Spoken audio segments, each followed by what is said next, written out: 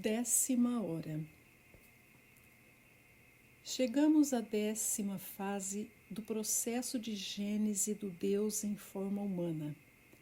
A 10ª hora despontou. Explicamos, tanto quanto possível, o significado da 9ª hora e vimos como o ser humano que se tornou apto para o sacerdócio gnóstico ingressa no jardim dos deuses a fim de se salvar, restaurar e reconduzir ao lar tudo o que se encontra degenerado e ameaça perder-se. Também consideramos as faculdades que o ser humano mágico-gnóstico possui para esse fim, as quais constituem uma chave capaz de abrir verdadeiramente todas as prisões. Quando o candidato atravessa a 9ª hora, ele encontra-se inteiramente equipado para sua tarefa como obreiro na grande vinha. O número 9, segundo o seu aspecto mágico, é o último dos números, é o número da humanidade, é o número da glorificação e da consecução, e por isso desencadeia grande força. Daí compreendereis que o número 10 representa um novo ciclo, onde uma nova sequência de desenvolvimentos inicia-se em um plano superior. Em outras palavras, uma ampla perspectiva relativa à magnitude da intervenção dos filhos de Deus abre-se diante de vós, que tentais perceber exteriormente esse grande caminho de desenvolvimento. Na 10ª hora, é necessário para o obreiro ver as manifestações da degenerescência e da desnaturação, não tanto em seus detalhes, porém em sua interligação. Por isso, ele recebe a chave do ciclo astronômico e do movimento circular da vida do ser humano. Para poder-se compreender a 10ª hora, temos que mencionar as leis e as forças da radiação que governam o grande espaço da 7ª região cósmica. São as forças de radiação do imenso reino da natureza, que descrevem suas trajetórias circulares, crescendo e decrescendo em sua atividade, em círculos que se diferenciam um do outro. Poderíamos designá-las como a grande alma do espaço natural. Na cosmologia gnóstica, elas são chamadas de éons. Estes éons atuam evidentemente em colaboração mútua. Por mais caótica ou cheia de tensões e lutas que essa colaboração possa parecer-vos, em seu aspecto externo, ela é, contudo, um fato, sendo indispensável e infalível em seu resultado.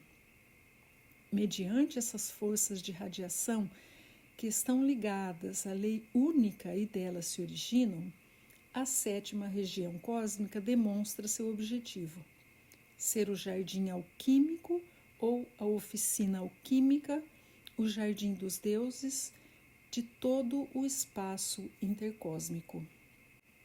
Supondo que entrasseis em um laboratório alquímico, veríeis muitos alambiques e retortas cheias de pós e de líquidos de cores e propriedades diferentes. Dentre esses pós e líquidos, muitos se revelariam extremamente perigosos, explosivos e venenosos, caso fossem manipulados e empregados sem conhecimento das leis que os regem e de seus próprios propósitos.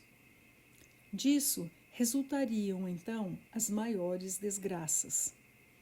Por acaso, devemos considerar estes preparados ruins ou maus em si mesmos? Certamente que não. Eles são impessoais, absolutamente neutros.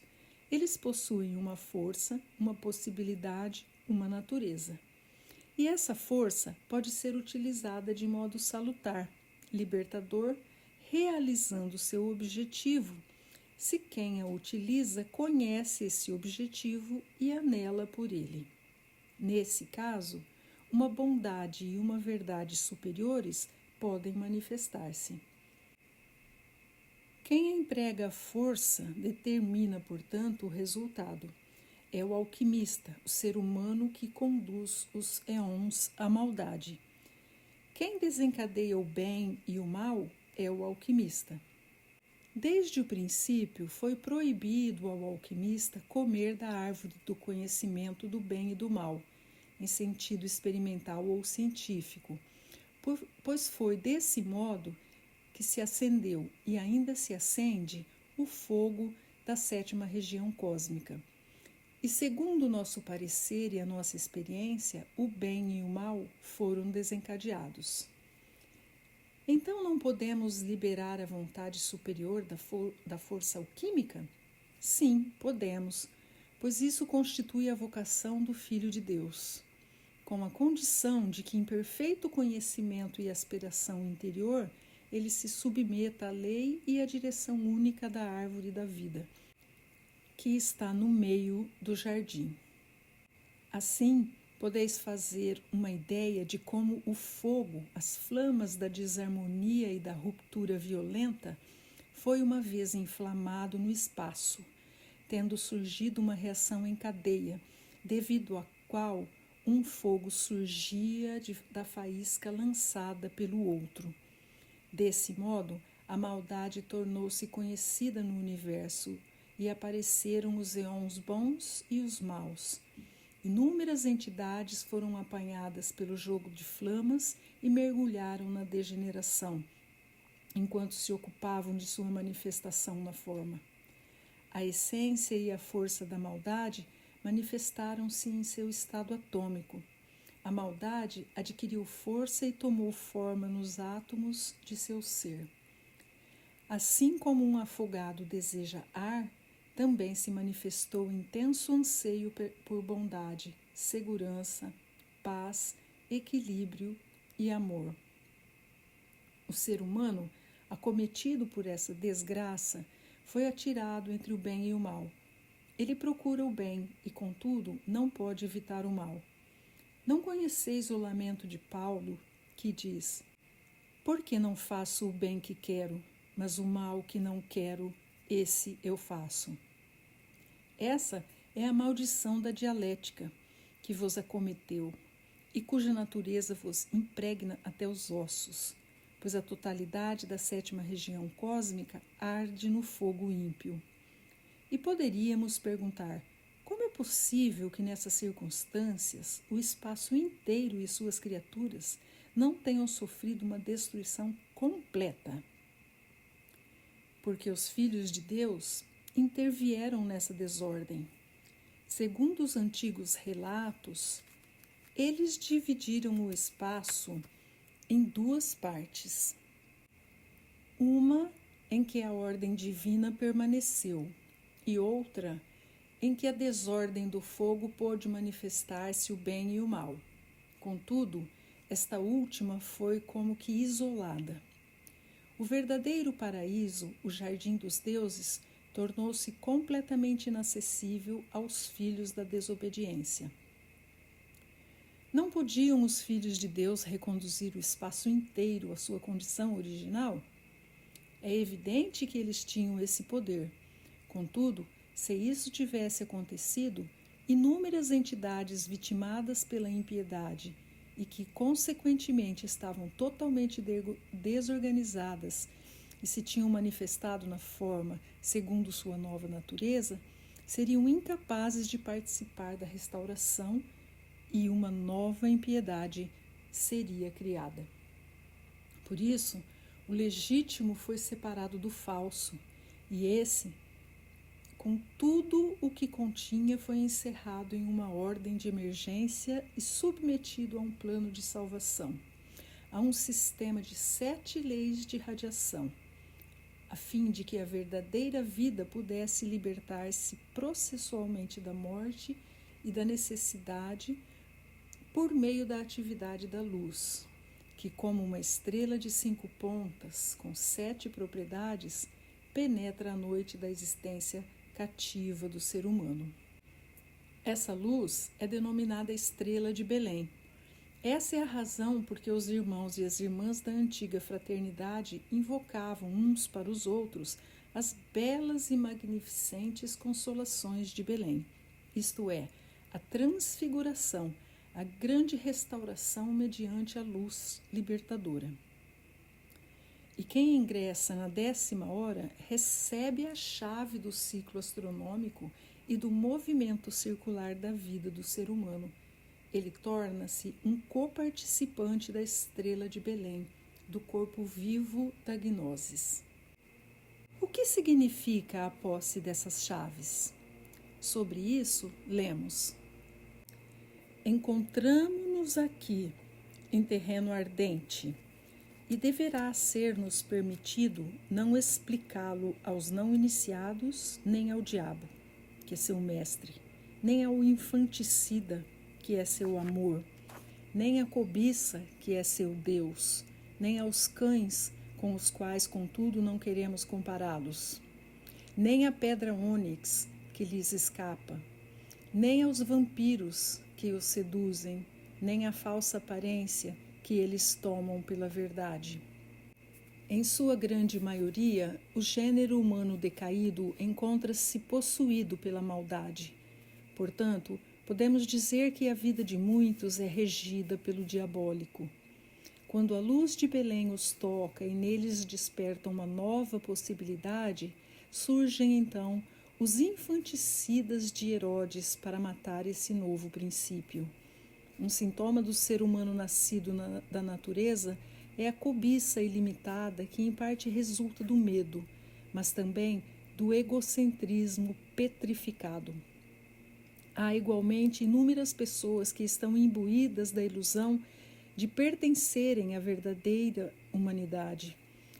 Elas imaginam ser criaturas de descendência divina e a isso dão forma e expressão. No entanto, elas não sabem que são como cães quando comparadas ao Deus em forma humana. Elas estimam o ônix, tão bem conhecido na magia.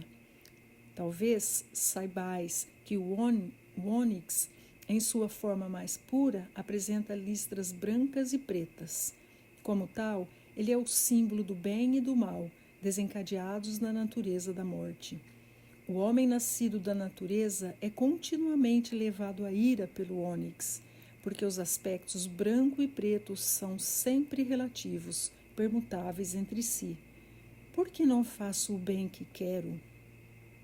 Descobrimos também que o campo de respiração do homem nascido da natureza está cheio de vampiros, ocupados com suas práticas repugnantes.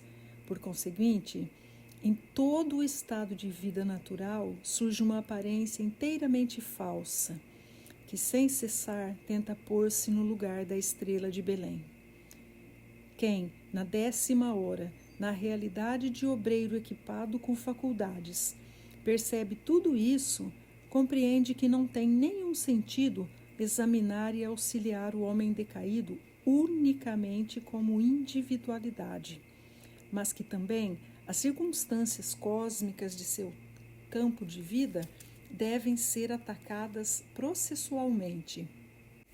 Com efeito, o ser humano não pode ser diferente do que é, em razão do seu aprisionamento no calabouço das forças naturais desarmoniosas que foram desencadeadas. Portanto, trata-se de 2 trabalhos de salvação mediante a luz de Belém. Um vem do alto, mediante a atividade das leis de radiação, uma atividade regeneradora que objetiva modificar as relações cósmicas a fim de reunir o espaço isolado com o espaço da árvore da vida. Por isso, é dito que Cristo, ao iniciar esse trabalho, venceu o mundo, que ele aniquilou o pecado do mundo e o mundo inteiro lhe foi entregue. Ao lado desse auxílio do alto, há o trabalho a serviço de um indivíduo que verdadeiramente busca a luz de Belém. Assim compreendereis que todas as entidades decaídas serão levadas finalmente à luz universal pelos que receberem as chaves da 10ª hora, a saber, a chave do ciclo astronômico e do movimento circular da vida do ser humano. As flamas do fogo cósmico serão extintas e todas as aparências se esvairão em névoas. E vereis que o demoníaco, em essência, não existe. Esse é o mistério pleno de graça da 10ª hora. Que as belas e magníficas consolações de Belém possam em breve ser vertidas também sobre vós.